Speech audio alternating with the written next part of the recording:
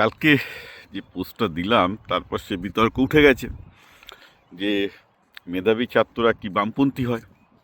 যেমন আমাদের যে নকশাল পিরিয়ডটা ছিল বাংলায়, তখন তো প্রচুর মেধাবী ছাত্র বামপন্থী হয়েছিল, তারপর তারা ভুলটাও বুঝতে পেরেছে। আমার বক্তব্য একটাই ছিল, লোকে যৌবনে বামপন্থী হয়, পরে ভুলটাও বুঝতে পারে। কারণ তখনকার দিনে যারা নকশাল ছিল, আজকে ম্যাক্সিমাম লোকজন ব্যবসা করছে এবং বেশ কয়েকজন বিজেপির বড় নেতাও হয়ে গেছে। আর আমাদের এখানে এসে এখন তারা হার্ডকোর রিপাবলিকান পার্টির সাপোর্টার।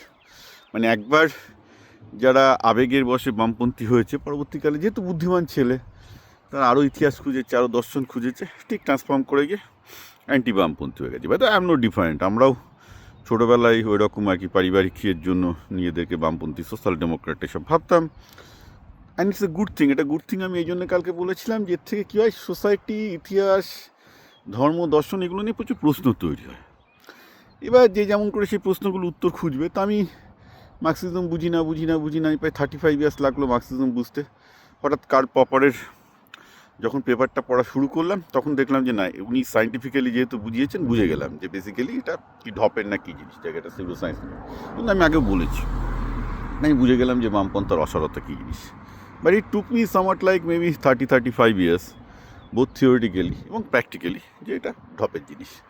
যে প্রবলেমগুলো ঠিক আছে, প্রবলেমগুলো আমি আবার বলছি যে মানুষের অসাম্যের সমস্যা, এই সমস্যা এগুলো খুব অ্যাপিলিং, মানুষের হৃদয়ের কাছে খুব অ্যাপিলিং হয় যে সমাজে এত অসাম্য থাকবে কেন।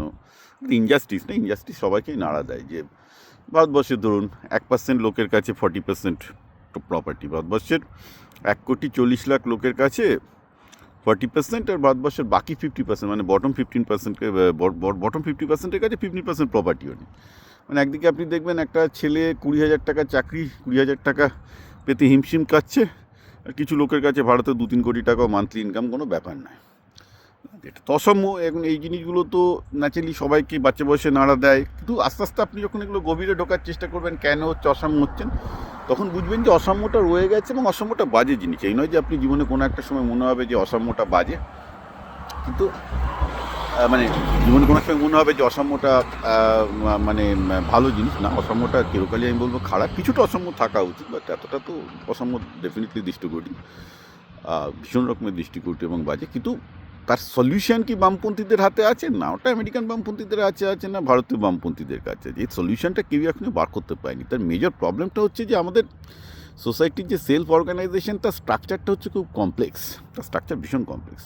তবে আমি এটাও বলছি, যেমন কালকে মে দিবস নিয়ে আমি একটা ভিডিও দিয়েছি এবং আমি বলেছি যে বামপন্থীরা কী পরিমাণ ঢপ মারে মে দিবসের ইতিহাস চর্চা করলে আপনি বুঝতে পারেন। বেশি কিছু করতে হবে না, মে দিবসের ইতিহাস চর্চা করুন এবং কীভাবে চর্চা করবেন, কী হবে, আমি কালকেই একটা ভিডিও দিয়েছি, মে দিবসের ভিডিওটা দেখুন।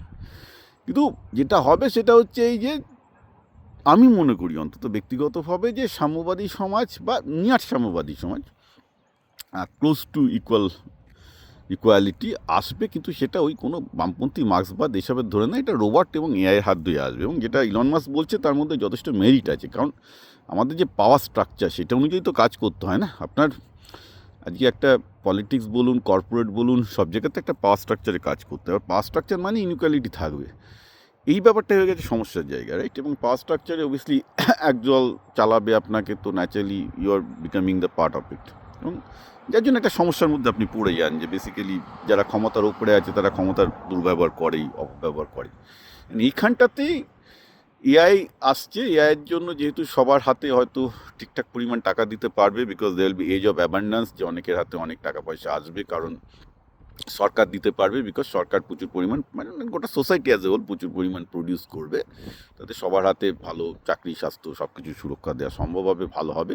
এবং অধিকাংশ ডিসিশন যেহেতু এআই নেবে, সেহেতু পাওয়ার স্ট্রাকচারে যারা ক্ষমতাসীন লোক, যারা ক্ষমতার জন্য সিদ্ধান্তটা নিতে পারতো এবং নিজেদেরকে বড়লোক করতো, সেই জায়গাটা হয়তো একটা ডাইলিউট হবে। মানে আমি একটা খুব একটা সিম্পল এক্সাম্পল দিচ্ছি যে ধরুন আজকে ডেমোক্রেসি যদি এইভাবে ইভলভ করে, এবং আমি এটা নিয়ে একটা কল্পবিজ্ঞানের গল্প লিখেছিলাম, এটা আমার মনে হয়েছিল প্রায় আজ থেকে 16 বছর আগে, 16 বছর আগে ইনফ্যাক্ট, যে এআই যখন সিদ্ধান্ত নেওয়া শুরু করবে, অপটিমাইজ করা শুরু করবে, সব কিছু ডেটা ডিপেন্ড হবে, তখন তো মানুষ সিদ্ধান্ত নিচ্ছে না, তখন এআই সিদ্ধান্ত নিচ্ছে। সুতরাং যারা সিদ্ধান্ত নেওয়ার যে লোকগুলো, পলিটিশিয়ান, তারাও থাকছে না, পুরো মেশিনারি দিয়ে এটা চলছে।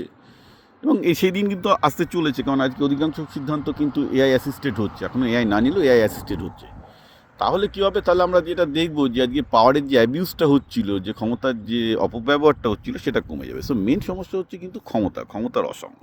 সেটাই অ্যাকচুয়ালি ধনের অসাম্য সৃষ্টি করে। ধনের অসাম্য যেটা আপনারা দেখতে পাচ্ছেন, সেটা actually kind of as a after effect. ওটা আসল সমস্যা না। আসল সমস্যাটা হচ্ছে বেসিক্যালি ক্ষমতার অসাম্য। মানে বেসিক্যালি পাওয়ারটাই হচ্ছে মেন জিনিস। কেন ক্ষমতার অসাম্যটা বেসিক? কারণ পাওয়ারটা হচ্ছে আরও ফান্ডামেন্টাল টাকার থেকে। কারণ ক্ষমতা থাকলে আপনার টাকা হবে। আপনি যদি কোনো ক্ষমতাবান লোক হন, there are 10 ways you make মানি।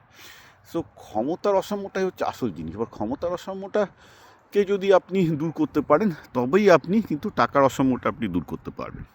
তো কমিউনিজম এবং বামপন্থের সমস্যাটা কি, এরা ক্ষমতার অসাম্যটা দূর করতে পারেনি। কারণ কমিউনিজমে আপনারা দেখতে পান পুরো ডিক্টেটোরিয়ালশিপ হয়ে যায় এবং পার্টির মধ্যে খেয়েই মারামারি হয়। আপনি দেখুন না, যতগুলো, আমি তো এটা নিয়ে অনেকগুলো ভিডিও করেছি ইনফ্যাক্ট স্ট্যালিনের উপর, যে কমিউনিজম বিপ্লব যেখানে হয়েছে, যে যারা কমিউনিস্ট বিপ্লব করেছে, বামপন্থী বিপ্লব করেছে, সবাই মারা গেছে। মানে ক্যাপিটালিস্টদের হাতে মারা যায়নি। যারা বিপ্লব করেছে তাদেরই সহকর্মীদের হাতেই মারা গেছে। কারণ ক্ষমতাকে কুক্ষিগত হয়েছে। অর্থাৎ পৃথিবীতে যতগুলো কমিউনিস্ট সোসাইটি তৈরি হয়েছে, বামপন্থী সোসাইটি হয়েছে, ইনক্লুডিং আমাদের সিপিএম, সেটাকে আপনি বামপন্থী দক্ষিণপন্থী যাই বলুন না কেন, ক্ষমতা নিয়ে মারামারি। আমি তো মেদিনীপুরের ক্ষমতার খাই দেখেছি, ওকে মারছে, পার্টির মধ্যেই মেরেছে।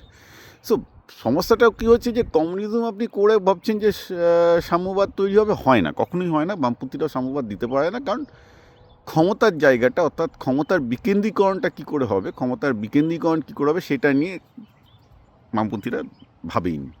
মানে মুখে ভেবেছে, ব্যাপারটাকে সিরিয়াসলি নেয়নি। সো ফলে কমিউনিজমের এন্টায়ার মার্কসিস্ট থিসিস, যে একটা সাম্যবাদী সমাজ তৈরি হবে যার উপর ভিত্তি করে তৈরি, সেটা লেনিনিজম বলুন, মার্কসিজম বলুন, পুরোটাই ভাঁওতাবাজি। Because it doesn't address the problem of power. কারণ ক্ষমতার যদি সাম্য না থাকে, আর বাইরে ক্ষমতার সাম্য এতদিন সম্ভবও ছিল না। আজকে এআইয়ের যুগে ক্ষমতার সিদ্ধান্তগুলো যেহেতু যন্ত্র নিতে পারছে, সেই জন্যে একটা পসিবিলিটি তৈরি হয়েছে যে সাম্যবাদী সমাজ হয়তো তৈরি হবে। হ্যাঁ।